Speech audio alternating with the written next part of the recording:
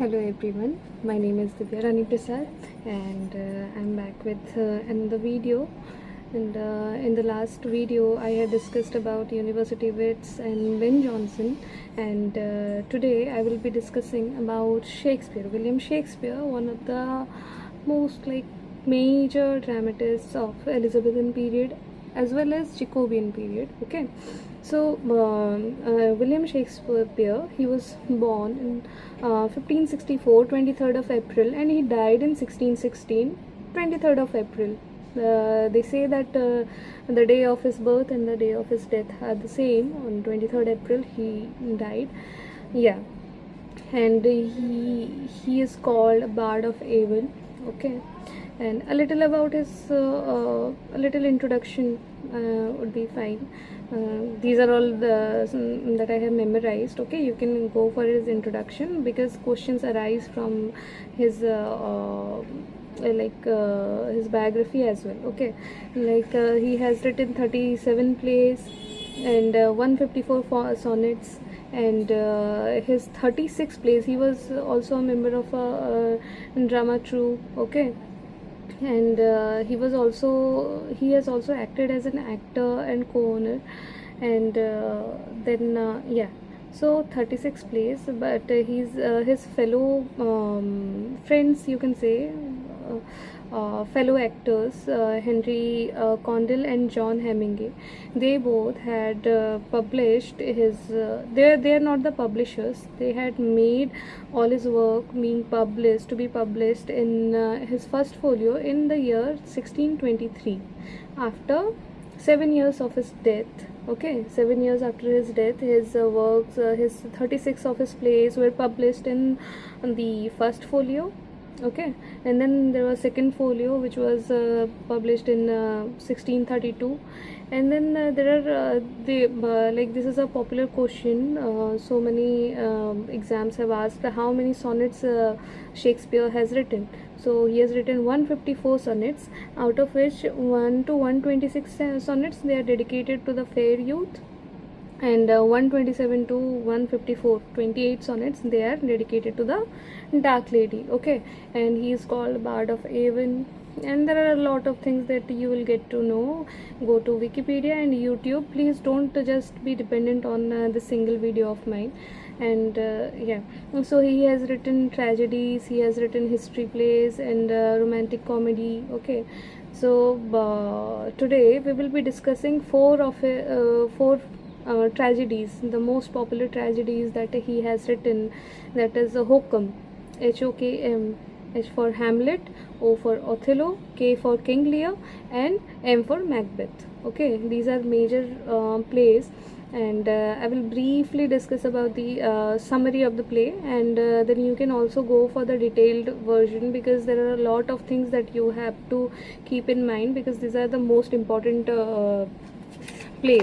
Okay. So first I will start with Hamlet. Just like in the previous video I had discussed about the Spanish tragedy, in Hamlet as well we will be seeing a little of similarities. Okay, so in Hamlet there's King Hamlet. Okay, and then there's his son. Okay, Prince Hamlet. Okay, so what happens is this Horatio, Hamlet's friend. Okay, he and the guards, they have seen a ghost. Okay, see, on a dark winter night a ghost walks the ramparts of Elsinore Castle of Denmark. This is set in Denmark. In the Elsinore Castle, the guards have seen a ghost. Okay, and when they find out that this is the ghost of King Hamlet. Okay, he has died.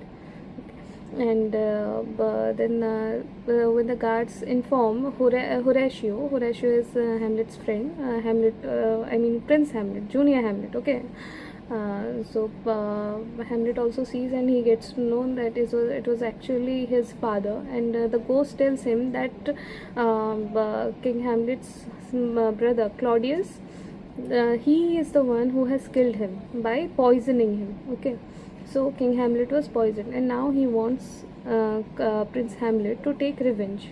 Okay, And Claudius, he has killed his elder brother, and he has gotten married to his sister-in-law, okay, Hamlet's mother, Gertrude, okay.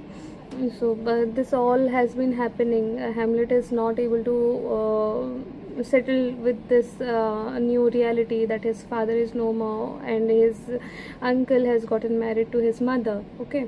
And then the ghost appears and tells him the truth, and now Hamlet is still in confusion, and he wants to know the truth and he wants to confirm it. He just does not want to trust completely and blindly on the ghost of his father, okay. So now what happens is he still wants to avenge his father's death, okay. And he is a little contemplative in nature. He delays the process, and somehow he appears to be mad, okay. Sometimes he is pretending, sometimes he has actually lost himself to insanity, okay. I am looking at the content and telling because I cannot memorize everything, right? Yeah. And now Claudius and Gertrude, his uncle and his mother, they are worried about his behavior because he has become erratic, okay. So they call his friends Rosencrantz and Guildenstern, okay, to watch him, what is actually going on with him. They want to know, okay. Yeah. And then there's Polonius, okay. Polonius, he is a Lord Chamberlain. What he says is he says that Hamlet is mad because he is in love with his daughter Ophelia, okay. But when when people get to know Hamlet is the one, he is actually getting mad, and he shows that he is not actually in love with Ophelia, and he also orders her to enter a nunnery and declares that he wishes to ban marriages, okay. And this hurts Ophelia so much. So see, in Hamlet the acts and scenes are quite important, so you should know in which act which scene took place, like this nunnery scene where Hamlet is telling Ophelia to go for nunnery, and then there's gravedigger scene that will come later. And then what happens is a group of actors, traveling actors, they enter Elsinore, okay. And here Hamlet makes a plan. He plans to enact the exact event that had took place when Claudius killed his brother, okay. So Hamlet plans to orchestrates the same plot in this play of his play, which is we call drama within a drama, okay. Yeah. And so that he can actually get to know if what the ghost told was right or wrong. If Claudius is actually guilty, he will come definitely react after watching the drama, okay. So yeah. And when it all happens, Claudius actually gives reaction, which confirms that which is a confirmation for Hamlet that Claudius has actually killed his father, okay. Claudius just leaves the room after watching it, okay. So yeah, they know that he is guilty, and Hamlet decides to kill Claudius. But when he goes, he sees that Claudius was praying, and he does not want to kill him right then, because if he kills him during his prayer, his spirit will go to heaven, which he does not want. So again he delays the process. He does not take revenge instantly, okay. Yeah, that is what happens. And now what happens is Claudius is actually afraid of Hamlet's madness, and he wants to send Hamlet to England, okay, with his friends, okay, Rosencrantz and Guildenstern. But he has actually planned to murder him while he goes to England, but things turn out to be different. Now Hamlet goes to confront his mother Gertrude that his father was killed by the man she has married, by his own uncle. Okay, but when he goes to the bedchamber, he feels someone is behind the curtain, and he thinks it is Claudius, and he picks his sword and attacks him. But it was not Claudius; it was Polonius. So Polonius gets killed. Yeah, and what happens is yeah, so now Claudius actually wants him to go to England now that he has killed Polonius. The Hamlet is banished, and then Rosencrantz and Guildenstern, they are ordered to take him to England and get him killed, get him murdered. So what happens is now that Polonius has died, Ophelia, his daughter, she has also turned mad, okay, with grief, and she drowns herself in a river. And Polonius's son Leatus, okay, he was in France for a war or something, for a battle. So now he also gets to know, and he comes back, and he wants to take revenge of his father's death from Hamlet. And Claudius, what he does is he wants to make an ally with Leatus, and they plan to kill Hamlet together, because Hamlet is back from he has not gone to England, and he is back in Denmark. Okay, so what they plan is there will be a duel between Hamlet and Leatus. Okay, and the sword that Leatus is going to use, there he he gets poison on the tip of the blade of the sword. Okay, so if it touches Hamlet will die. Okay, and then if in case in the duel Hamlet wins, then there's a goblet, or there's a cup where wine is served, and the wine is mixed with poison. So if that he drinks, then also he will die. Okay, and now the duel takes place, and what happens is first Hamlet wins in the first round, and when he is given the goblet to drink that poisoned wine, he does not, and his mother Gertrude drinks it, and she dies. Okay, and then Leatus and Hamlet again, they go for the duel, and Leatus hurts himself with that poisoned sword, and he also dies. Okay, and yeah, he also wounds Hamlet, while first he has wounded himself, he has also wounded Hamlet, and yeah, that happens.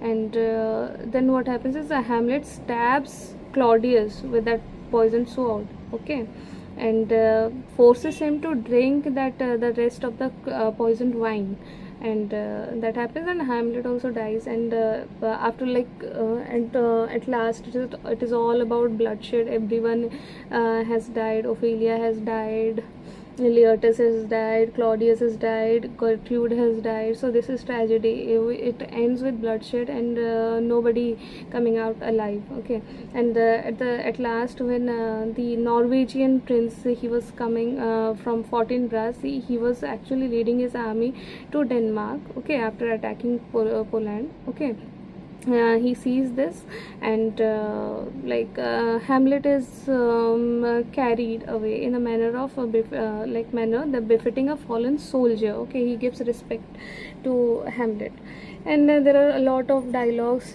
used by Polonius, by Claudius, by Hamlet. Hamlet has 8 important soliloquies in this play that you have to remember. To be or not to be, that is the question. Okay, Polonius has also used a lot of dialogues. I had written that in my notebook, but today I am making the video from my workplace, so I don't have any. I just have these summaries. That is why I am sharing this. Yeah. So Hamlet is very important. Please go through the dialogues, the characters, summary, detailed summary, which act, okay, what happened in which act, most important, gravedigger scene, the nunnery scene. Okay, these are all important. Now coming to King Lear.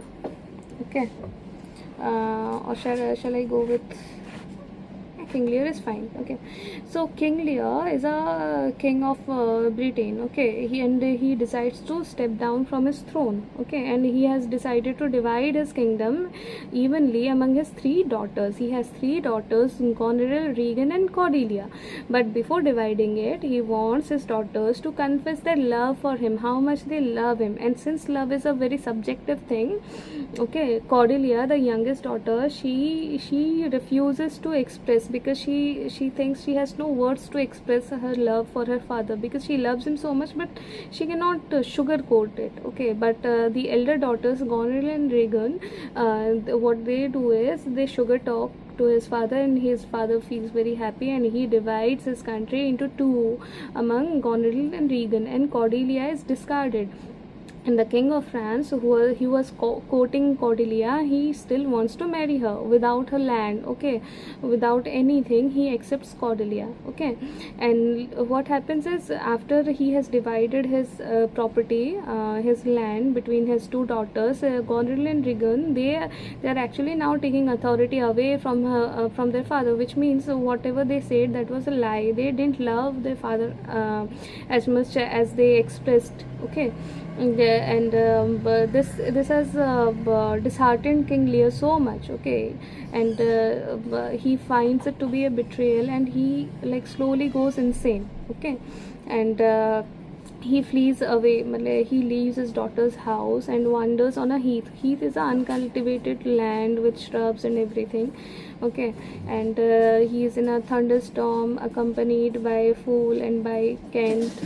By a fool is like the servant, and a Kent. Okay, a loyal nobleman in disguise. Okay, and yeah, and then there's a subplot in the story. It is about Gloucester.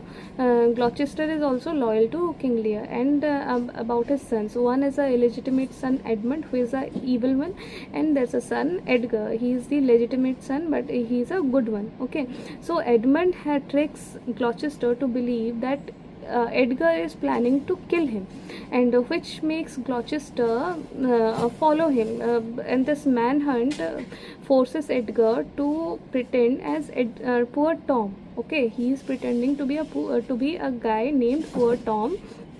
Okay, so he has disguised himself, and he has also come to the heath.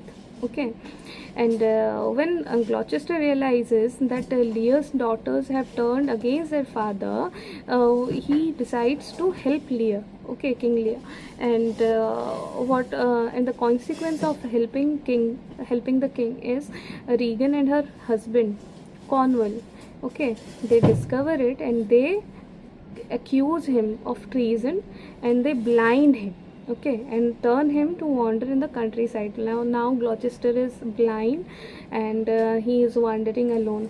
Okay, and somehow his disguised son, Poor Tom, which means Edgar, he has led him to the city of Dover, where Lear has also been brought. I'm really sorry, the video got disconnected midway. So we were where were we? Yeah, Gloucester has turned blind, and his own son Edgar, he helps him, he guides him to reach the city of Dover, where King Lear is also there. Okay, and in Dover, French army, which means Cordelia and her husband, they have come there. They want to invade in order to help her father, King Lear. Okay, and here what happens, Edmund, the illegitimate son of Gloucester, he is politically involved, and he's romantically entangled with Regan and Goneril, both the elder daughters. Okay, and Goneril's husband Albany, he is a little sympathetic towards Lear, which is why Goneril and Edmund, they conspire to kill Albany as well. Okay, but they cannot. And then later on what happens, that Gloucester is so sad that he wants to commit suicide, but Edgar saves him. Okay, and then what happens is, there's a war or battle between the English troops and the French. Okay, but what happens is, the French army, they get defeated, and Lear and Cordelia, they are captured. Okay, and And then there's a duel between Edgar and Edmund, and Edgar kills Edmund, okay. And then Gloucester also dies, and Goneril, because they both, Goneril and Regan, both were entangled, romantically entangled, involved with this Edmund. Goneril poisons Regan out of jealousy, okay. And then also kills herself when her treachery is revealed to Albany, okay. And Cordelia is also executed, and Lear also dies out of grief, because in the end he gets to know who loved him the most. It was Cordelia. She came out to help, and his the two daughters, they were only there to gain out of him, to take the lands and get financial benefit from their father. But it was only Cordelia who selflessly loved him. So this grief makes King Lear die. You can also watch a lot of these plays are enacted, okay. They are also in on YouTube, okay. You can see. Then there are movies also on these plays. You can also go see those, so that you get to memorize it better, and it's quite enjoyable as well. You will find it enjoyable. So yeah. And after everyone has died, Albany, the Cornwallis husband, Edgar, okay, the legitimate son of Gloucester, and the elderly Kent, who was loyal to King Lear, and they are left to take care of the country, okay. So this is end for King Lear. And now coming to Macbeth. Macbeth is a horrible tragedy, okay. Not horrible, this is a great tragedy by Shakespeare, okay. So what happens is the play begins with brief appearance of trio witches, 3 witches. And you know, it was written after King James took the throne, and he was so much into witchcraft and everything, which is why, to please him also, this Macbeth has been written by Shakespeare. So in the beginning, 3 witches, they appear, okay. And then there are 2 people, okay. There's a Scottish king named Duncan. He hears the news that his generals Macbeth and Banquo, okay, they have defeated 2 separate invading armies, one from Ireland and and one from Norway, okay. And what happens is, now Macbeth and Banquo, they encounter the witch when they are crossing the moor, and the witches, they make a prophecy, okay. There's a prediction that Macbeth will be made a Thane of Cawdor, and eventually he will also be the king of Scotland, okay. And then there's also a prophecy for Banquo, that he will beget a line of Scottish kings, although Banquo will never be king himself, which means Banquo's sons will rule the throne of Scotland, okay. Since it's my workplace, बीच में interruptions are happening. I'm really sorry about that, because when I get back to home, it becomes very difficult for me to make a video, which is why I'm doing it here. So yeah, Macbeth. So Macbeth and Banquo, these are 2 generals, and they come across the 3 witches, and the 3 witches, they have prophesied that Macbeth will be made Thane of Cawdor and eventually the king of Scotland, and they also prophesied that Banquo will have the sons who will rule Scotland. They will be the Scottish kings, okay. Now the witches vanish, and the Macbeth and Banquo, they are both skeptical about these prophecies, okay. But suddenly there's a man who comes and tells Macbeth that he has been named as the Thane of Cawdor, okay. and the previous Thane of Cawdor, he had betrayed Scotland, okay, which is why he has condemned to death. He has been condemned to death, and Macbeth is now intrigued, okay, by the possibility that he can also be a king. This can also be true, okay, and but he is not sure what to expect and what not to expect. And then he visits King Duncan, and they plan to dine together, to have dinner together, okay. And now that Lady Macbeth gets to know about it, the prophecy, what she says, she instigates, or she encourages Macbeth to do something about it, to become the king of Scotland, okay. What happens is, this King Duncan, he has been invited for a dinner, okay, and then he has also his men with him. So what they do is, yeah, she persuades him to kill the king that very night, okay. And then they also plan to get Duncan's two chamberlains, okay, those two slaves, to get them drunk so much that they black out, and the next morning they will blame the murder on the chamberlains, okay, who will be defenseless, as they will not remember anything, okay. And while Duncan is asleep, Macbeth stabs him, okay, despite his doubts and a number of supernatural portents, including a vision of bloody dagger, okay. When Duncan's death is discovered the next morning, Macbeth kills the chamberlains, okay, out of rage, and easily assumes he takes the kingship. He also kills the chamberlains, okay, so that they cannot defend themselves. And Duncan's son, Malcolm and Donalbain, they are afraid that they might also get killed, okay. Whoever has killed Duncan may also kill him, that's why they flee to England. And now what happens, that Banquo's heirs will seize the throne. That is what the witches had prophesied, which is why Macbeth is also afraid of that. So he hires a group of murderers to kill Banquo and his son Fleance, okay. But what happens is, Banquo is killed, but his son somehow escapes, okay, that night, okay.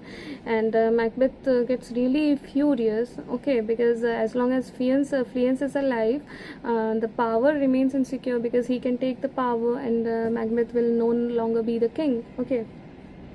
And now at that night there's a feast, okay, and where he sees Banquo's ghost, which makes Macbeth get insane. He gets really fearful, scared, okay.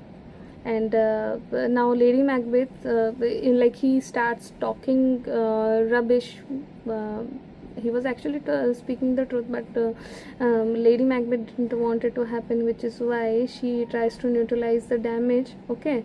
And yeah, this is all this happens. Now Macbeth has seen Banquo's ghost, and he is very frightened, and he then goes to the witches, okay, to meet them and to know more about his future. And then what happens is, they prophesize, they ask him to beware of Macduff, a Scottish nobleman, okay, who opposed Macbeth's accession of the throne. So when Duncan died and when Macbeth took the throne, it was Macduff. He was in the objection. He objected this accession, okay, and he is incapable of being harmed by any man born of women, and he will be safe until Burnham Wood comes to Dunsinane Castle. So he is saying that Macbeth will not be harmed, okay, by any man who is born of woman, okay, who is naturally born. That man cannot harm Macbeth, okay, and he will also be safe until Burnham Wood, the jungle, the trees, until they come to Dunsinane Castle. So woods cannot move, right? Macbeth feels relieved and secure, because he knows that all men are born out of woman, and forest cannot move, okay. And when he learns that Macduff has also fled to England, the guy he was not in support, When he gets to know about him, he orders that Macduff's castle be seized, and Lady Macduff and her children are also murdered. Okay, when the news of his family's execution reaches Macduff in England, he is stricken with grief and he wants to take revenge. Okay, and Prince Malcolm, Duncan's son, he has also raised an army, and Macduff joins that army as well. Okay, and the invasion has the support of Scottish nobles. The nobles of Scotland, they are also supporting the army, because they are appalled and frightened by Macbeth's tyrannical and murderous behavior.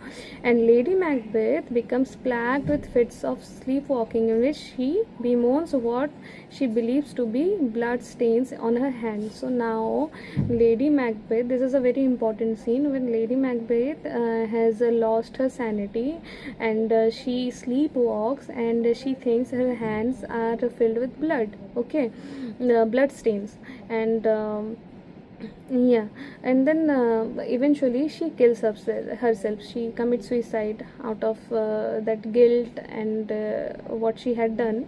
So she commits suicide, and this disheartens Macbeth. Okay, and he is filled with despair. Okay, and still he waits the English and fortifies Dunsinane. See, Dunsinane castle is now fortified. He is trying to protect himself, even though he knows that that forest cannot move. He is fortifying it. Okay, and yeah, and now he is quite fearful, and then he gets to know that English army, the army which was raised by Malcolm, Duncan's son, okay, they are advancing on Dunsinane. Okay, they shielded with boughs cut from Burnham wood. So the witch's prophecy is coming true. Okay, so the army had shielded itself with boughs cut from Burnham wood. So Burnham wood is indeed coming to Dunsinane, fulfilling half of the witch's prophecy. Okay, and in the battle, Macbeth he fights, but he somehow loses. Okay, and Macbeth encounters the vengeful Macduff. His wife and children were murdered by Macbeth. Okay, and Macduff declares that he was not born of a woman. Okay, because he was untimely ripped from mother's womb, which means cesarean birth. Okay, so he was not naturally born out of women. Okay, and this is the second prophecy which was made by the witches. And Macduff then kills and beheads Macbeth. Okay, and Malcolm becomes the new king of Scotland, and yeah, that is all about the story. So everybody ends up dead. This was the third tragedy, and now coming to the fourth tragedy, that is Othello. So you can get a question, very popular question, that motiveless malignity, who shows that characteristic, motiveless malignity, which means without any motive, trying to harm things, try to make things bad, go wrong. Okay, so this was done by Iago. Iago is the villain of the story of Othello, and yeah, Iago is the villain, and he shows Machiavellian characteristics. So in the opening scene, Iago complains to Roderigo that Othello, his commander, has passed him over to promote the handsome young Cassio to be the lieutenant. Okay, so Othello, who is the commander, he is promoting Cassio to be the lieutenant, and instead of Iago. Okay, and Iago is like angry about it, and he vows to get revenge. Okay, and he first asks Roderigo to tell Desdemona, the actress, like the lead female. Othello is the lead male, and Desdemona is the lead female. Othello is the Moor, and Desdemona is the Desdemona is the daughter of Brabantio. Okay, and so Othello and Desdemona, they are in love, and Desdemona is very beautiful. So what Iago does is they tell They tell, I'm really sorry for the background noise.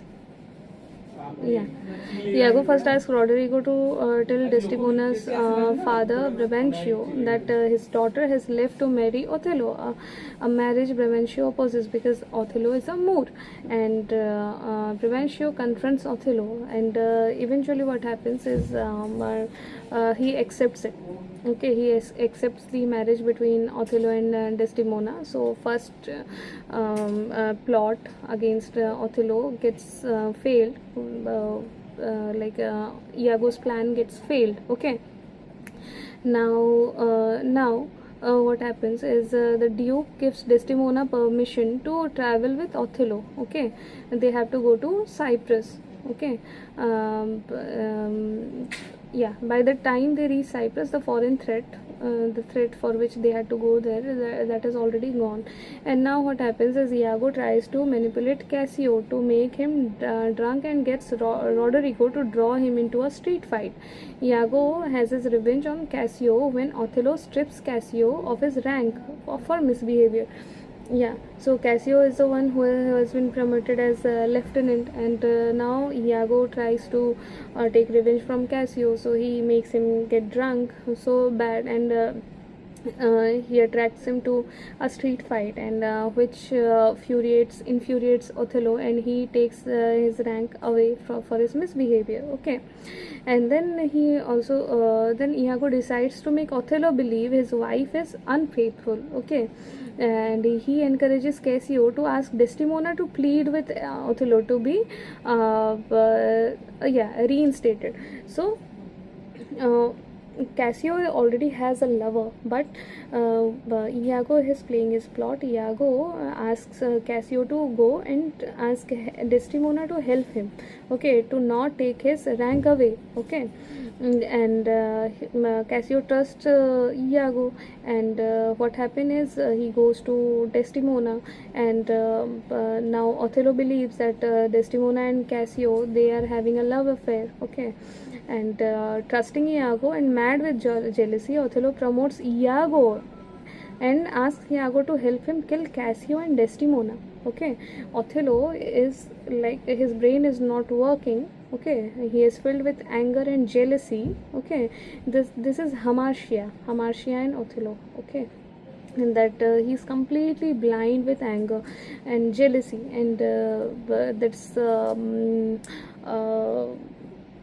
what is it called, inferiority complex, that he's a Moor and he is completely black and everything, so he thinks his wife is cheating on him, and he believes in Iago, and believes in whatever he says, and without cross checking, without knowing everything, he plans, he asks Iago to help him to kill Cassio and Desdemona. Okay, now Iago plants Desdemona's handkerchief. There's a handkerchief which was given by Othello to Desdemona. Okay, and it is a special one, and what happens is that she should never lose it. That is what Othello has asked her. Okay, but what happens is Iago has somehow taken her Desdemona's handkerchief, okay, and kept it in Cassio's room.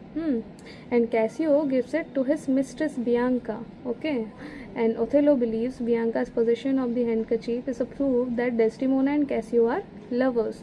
He verbally abuses his wife in front of others who are shocked. Okay, he insults her in front of everyone, and then Iago has also manipulated Roderigo into trying to kill Cassio. Now Iago also wants Cassio to be killed. The attempt goes wrong, and Cassio somehow owns Roderigo. Then Iago stabs Cassio in the leg. Okay, and Othello hears Cassio cry out and thinks Iago has killed him. He returns home and he is ready to kill Desdemona. See, subplot in there, Cassio has wounded Roderigo, Iago has stabbed Cassio, and now Othello, he is back home. He is also ready to kill Desdemona. Meanwhile, what Iago finds that the wounded Cassio, and he again accuses Bianca for causing Cassio's injury. Okay, Iago quietly kills Roderigo and sends Emilia, Iago's wife, to Desdemona with news of what has happened.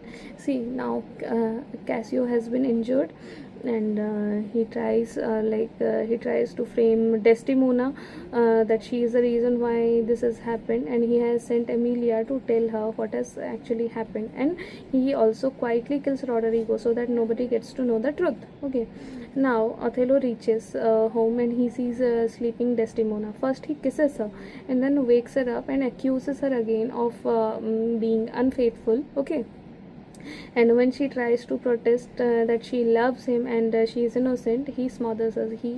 He somehow smothering her, which means he presses her neck. Okay, and at that time Emilia enters, and Desdemona revives for a moment. Like, he kills her, but when Emilia enters, Desdemona revives for a moment, and she says that she has not done anything, which means she is guiltless, and yeah, that is all she says, and she dies. Okay, and and she also says that Othello is innocent of her death, that she loves him so much that she does not even want him to be blamed for her death. And now Iago and others also enter, and Emilia defends Desdemona's innocence. Emilia, Iago's wife, she defends her innocence by telling that Iago is behind all the tragedy. Okay, Iago is the one who made her steal the handkerchief from Desdemona's bedroom. Okay, now Othello gets to know the truth, and he tries to kill Iago.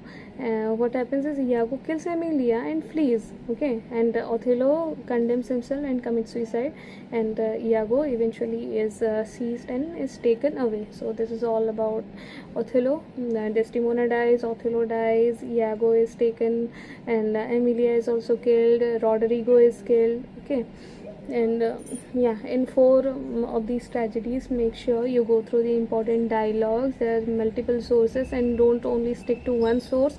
Try to find as much as information possible from all kinds of sources which you find to be correct.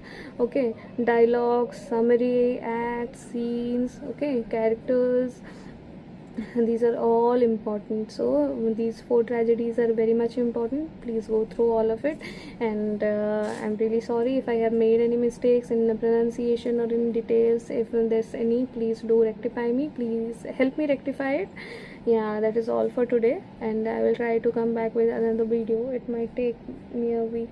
Actually, what happens is, after coming back from work, I was also assigned with some major duties in college, so I was not getting enough time. And when I go back home, I'm completely tired, and I don't get the patience to do the video stuff. Yeah, that's why I take a really long time for uploading the next video. But yeah, I will try to remain consistent, and I hope this video helps you. All four summaries in one video. This is what I wanted when I was preparing for the examination. Yeah, thank you so much. Bye bye.